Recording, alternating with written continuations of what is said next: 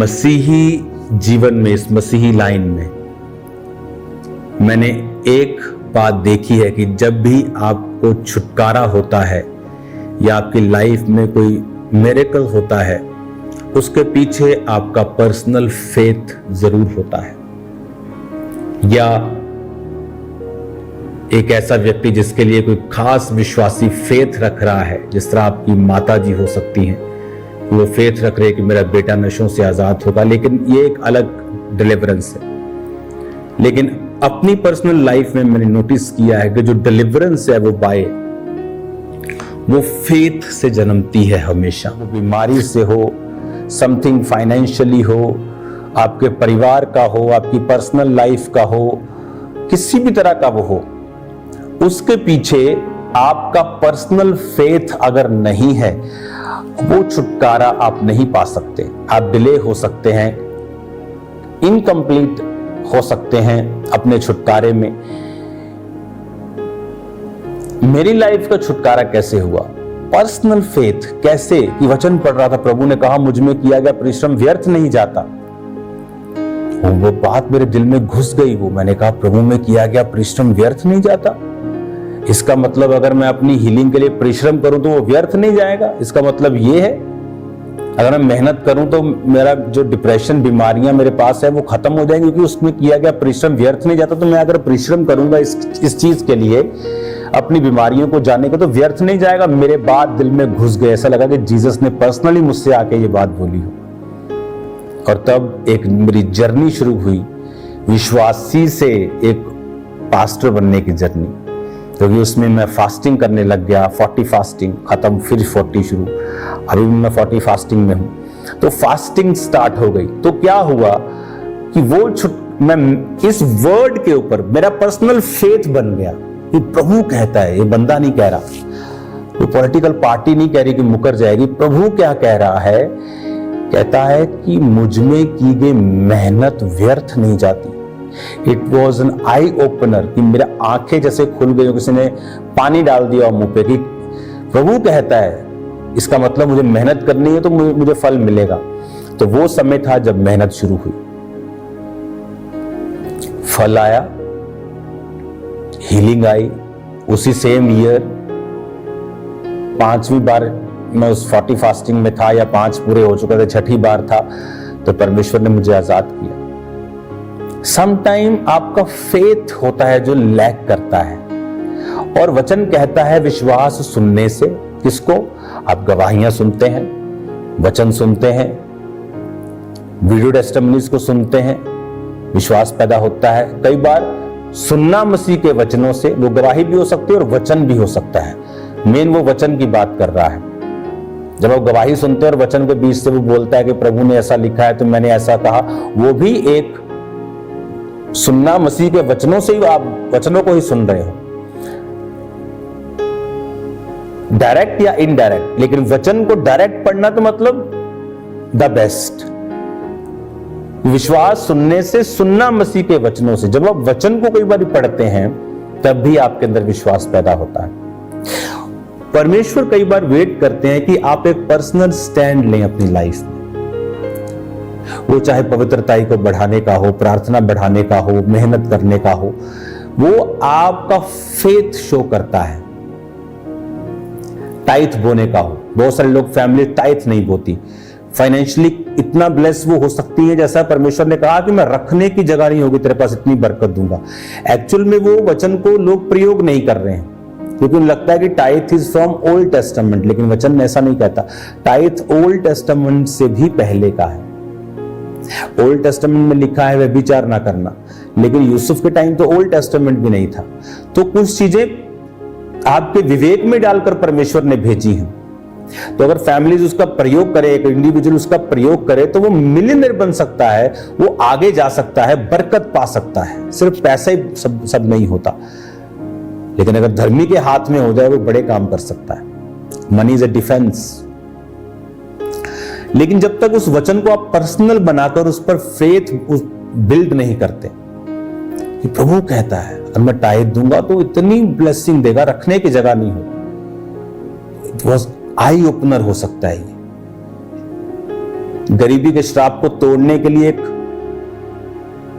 एक परमाणु हथियार हो सकता है अगर मैं इसको अपना व्यक्तिगत बना लूं कि प्रभु के वचन में लिखा है कि वो गरीबी के श्राप को तोड़ेगा, फिजूल खर्ची को तोड़ेगा, रखने की जगह नहीं होगी, इतनी बरकत देगा, वो डैम गेट्स को खोल देगा। हिंदी में लिखा ना, काश के झरोखे, मतलब डैम गेट्स बोल रहा है। डैम के पीछे पानी आगे सूखा भी हो सकता है, तो परमेश्वर डैम गेट बंद कर देता जो टाइट नहीं देते। जब वो टाइट देते उसने कहा मैं डैम गेट खोल दूंगा, इतना पानी दूंगा, रखने की जगह नहीं होगी, ब्लेसिंग्स का फ्लड आ जाएगा तेरे पास। लेकिन इस वचन को व्यक्तिगत बनाना इंपॉर्टेंट है। जब तक एक वचन को मैं व्यक्तिगत बना के उस पर फेथ नहीं करूंगी, वचन ये कहता है तो कब पूरा होगा। और वचन पढ़ना, वचन सुनना, गवाहियों को सुनना, वचन विश्वासी लोगों के साथ रहना, वो विश्वास को पैदा करता है। जब आप विश्वास में चले जाते हैं, उस समय आप विश्वास के ऊपर जब स्टैंड ले लेते हैं, देन चीजें आपकी लाइफ में बदलनी शुरू होती हैं। हालेलुया। यहां पर एक विश्वास की प्रभु ने बात की कि इजराइल में भी मैंने ऐसा विश्वास नहीं पाया। फेथ, हर एक मिरेकल के पीछे फेथ। मैं प्रार्थना करूंगा, मैं मेहनत करूंगा, प्रभु मेरी मेहनत को व्यर्थ नहीं होने देगा। वैसे ही हुआ, एग्जैक्ट वैसा हुआ। और मैं आपको एक बात बता दूं, 40 फास्टिंग के दौरान प्रार्थना 2 घंटे, 3 घंटे, 4 घंटे, 6 घंटे, 8 घंटे भी कई बार नाइट प्रेयर। यीशु मसीह ने फुल नाइट एवरीडे प्रेयर नहीं की, किसी रात फुल नाइट की, किसी रात भोर को की। मेरी भी प्रार्थना ऐसी थी, कभी फुल नाइट, कभी रात को 3 बजे तक, कभी 2 बजे तक, कभी सुबह को। मोस्टली मैं रात को करता था प्रार्थना। लेकिन मैं आपको जो बात बताने वाला हूं, चाहे मैंने फास्टिंग की, घंटों प्रार्थना की, चर्च अटेंड किया, लेकिन मैं आपको बताता हूं मेरे माइंड में मेरे को 5% भी ये गारंटी नहीं थी कि मेरा काम होगा। बड़ी देखो हैरानी वाली बात है ना। इधर मैं 40 रोजे रख रहा हूं, बॉडी को जला रहा हूं ना, और उन दिनों में मुझे काम भी करना पड़ता था कि मैं अपने बिजनेस को चलाता था। तो ऐसा नहीं था कि फास्टिंग करके मैं बैठा हूं। मेरी कौन सा चर्च थी, मैं एक बिलीवर था, और उस घर का बिलीवर था जो मसीह के विरोधी थे। तो आप सिचुएशन समझ सकते हैं। तो उस समय माइंड में फेथ नहीं था, लेकिन आपके माइंड में क्या है इससे मतलब नहीं जीसस को। आपके कर्म क्या है। माइंड में शैतान कुछ भी डाल सकता है, आपको लग सकता है ये काम नहीं होगा। अब अब्राहम के माइंड में क्या था कि अब नहीं होगा, और जब प्रभु ने कहा ये होगा, उसने कहा इस्माइल तेरी दृष्टि में बना रहे, कि अब क्या बेटा होगा, ये बूढ़ी होगी, मैं बूढ़ा हो गया, उसका मासिक धर्म बंद हो गया। लेकिन मायने ये किया कि अब्राहम अभी भी प्रभु की उपस्थिति में था, खुश था, आराधना कर रहा था। तो वही हाल मेरा था, दिमाग में मेरे था। लोगों को लगता है आपके अंदर बड़ा फेथ होगा जी, आप इतनी चीजें आपने पा ली, आप बड़े महान विश्वासी थे। अरे भाई, मेरे को 1% विश्वास नहीं था कि ये काम हो सकता है। पर मेरे कर्म डिफरेंट थे, कर्म वही थे, रोजे, प्रार्थना, पवित्रता। चर्च कभी मिस नहीं किया। जब मैं बिलीवर था, आई थिंक अगर मुझे याद है तो सालों में शायद मैंने 1 संडे मिस किया। वो मैं आपको मैक्सिमम कह रहा हूं, हो सकता है मैंने एक भी ना किया हो। मैं आपको मैक्सिमम कह रहा हूं, बैक ऑफ द माइंड से कि शायद 1 संडे, मैक्सिमम कह रहा हूं, मैक्सिमम 1 संडे भी। क्यों? उसको नहीं प्रॉब्लम कि आपके दिमाग में क्या चल रहा है, आपके कर्म कैसे। दिमाग में मेरे हो प्रभु करेगा ही करेगा, कर्म ना बाइबल, ना प्रार्थना, ना रोजे, ना प्रेयर, नथिंग, वो नहीं होगा, चाहे आपके दिमाग में जितना मर्जी फेथ हो, क्योंकि विश्वास कर्मों के द्वारा सिद्ध होता है। तो कई बार आपको लगता है कि this situation is impossible, but आप प्रेयर कर रहे हैं, आप फास्टिंग कर रहे हैं, you are fasting, you are praying,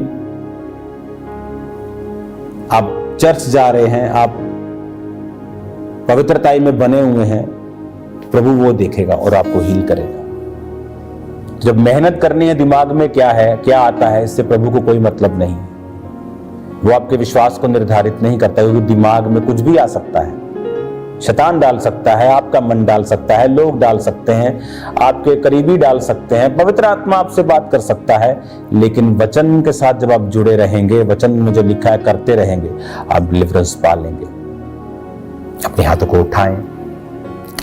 हे प्रभु, तेरा विश्वास आज से इनकी जिंदगी में बढ़े और तू उन्हें बरकत दे, इन्हें आशीषित करे, छुटकारा इनके जिंदगी में प्रवेश करे और ये विश्वास में बढ़ाकर स्टैंड लेकर अपनी जिंदगी के बड़ी टेस्टिमनीज को हासिल करें। बीमार चंगे हो, दुष्ट आत्मा के रोगी आजाद हो, तेरा पाक रूह इन्हें छुए, प्रभु यीशु के नाम में, आमीन। आमीन।